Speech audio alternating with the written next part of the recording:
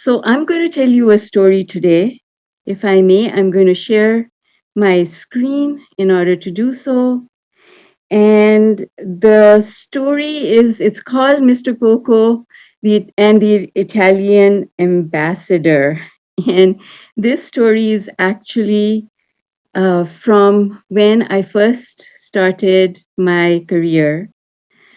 I um, I was working for an investment bank. I was an investment banker, and I became a VP very quickly, and I had a huge responsibility. So that's my picture from way back then. I think old pictures are so much fun, aren't they?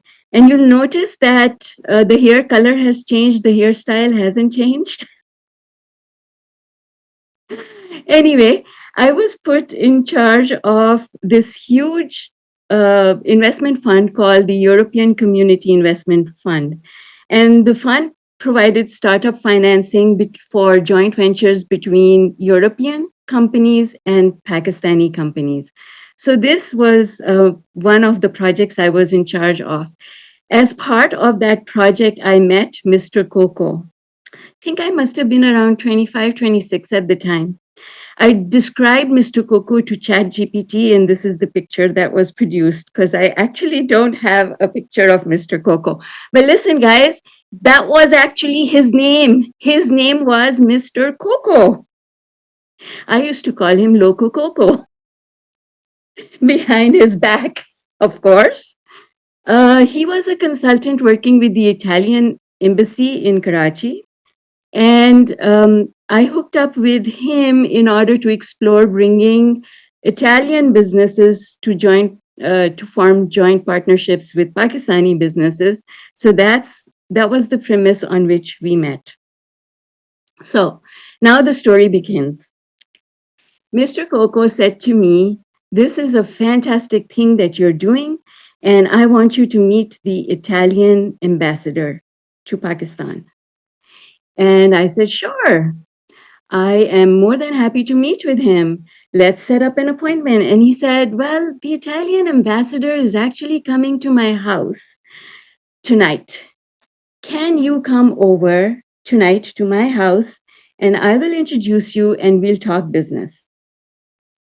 Now, listen, guys, this is many, many years ago. I won't tell you how many years ago, but I was 26 and single and lived in Karachi.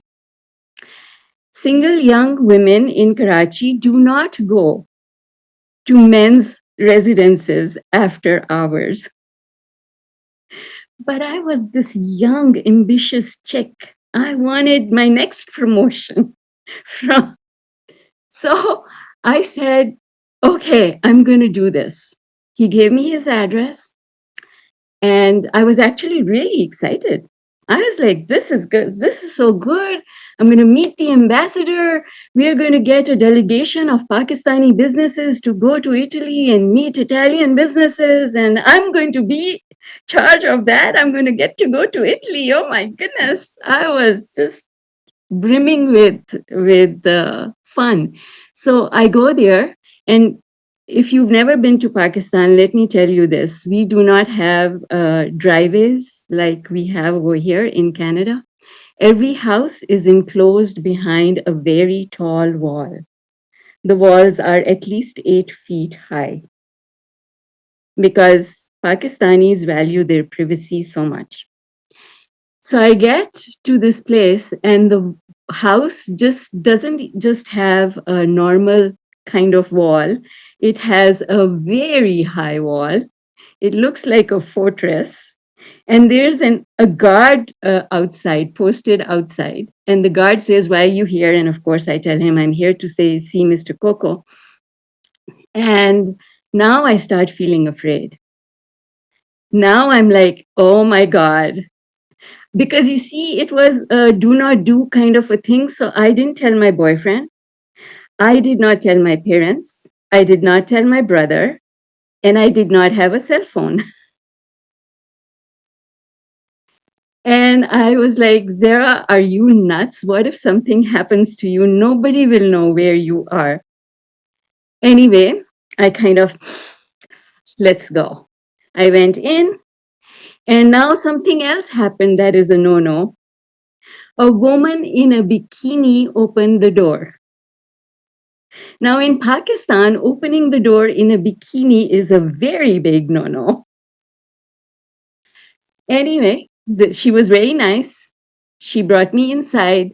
I went into what we call the formal sitting room or the drawing room. It was beautiful. Mr. Coco was there with a big cigar stuck in his mouth like it always was.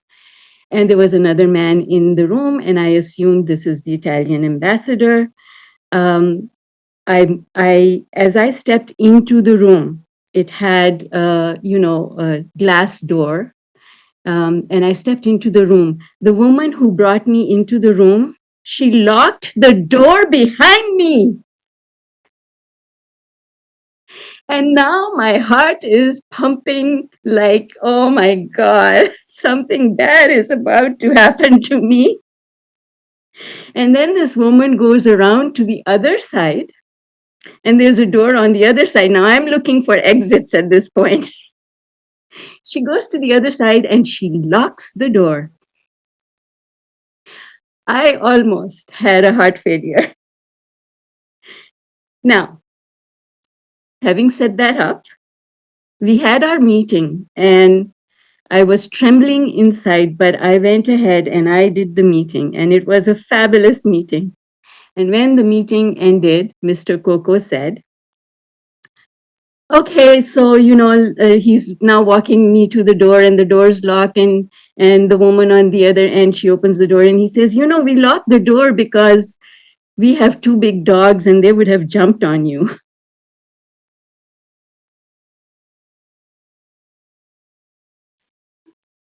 And and suddenly I felt like, oh my God, what a simple explanation, right? And the moral of the story is reality is equal to facts plus perspective. Our perspective is always under our control. And we can choose to be afraid, or we can tell ourselves that there must be another explanation. There must be another way to look at this. And worry and anxiety comes from adopting the negative perspective instead of adopting a positive perspective. In my business, what I do is to help people to understand the difference, because most people think that they have to change the facts. But really, what we have to change is our perspective, because we don't control the facts. I did not control the fact that the door was locked, but I did control my perspective, and I chose to be afraid. So the manifesting equation is intention is equal to attention. When our intention and attention are in the same place, we don't feel fear. And when we don't feel fear, that's when we manifest the things that we want. Fear is the enemy, and worry, anxiety are a type of fear. So what I do is I teach law of attraction and manifesting. And law of attraction, something that most people don't know and don't understand, is that law of attraction is a combination of spirituality, science, and psychology. And we use the information from these three fields in order to change our belief systems. And that's how we learn not to be afraid.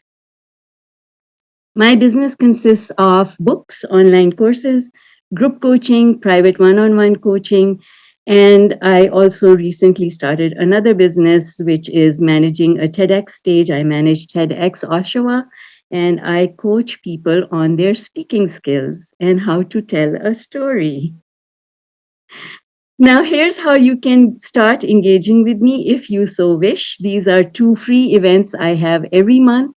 Hot Seat Coaching every third Tuesday of the month, which is tonight at 7:30 live on Zoom, and a free meditation class where I teach how to meditate, and then we practice meditation, which is on the first Tuesday of every month. So the first Tuesday and the third Tuesday of every month at 7:30 in the evening, I have these free events. If you want to attend, the way to get the information is either you're part of my Facebook group, which is free. Anyone can join. It's a private Facebook group called Unlimited Mind, Unlimited Life, which is the name of my business. So the event is posted there, or you become part of my mailing list, and you can join my mailing list by downloading this free downloadable book, PDF, which I have printed over here. It's also on Amazon. It's actually, I think, very pretty inside, but I don't know if you grab it. I don't mind receiving compliments. Please let me know. See, if you get on my mailing list, you will always know when I have events. And this is how you can connect with me. My handle across all social media is Z, my first initial and my last name, Z Mahoon.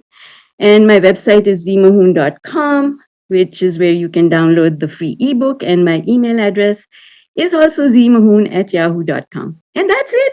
Did you enjoy this story, you guys? Absolutely. Absolutely. You had us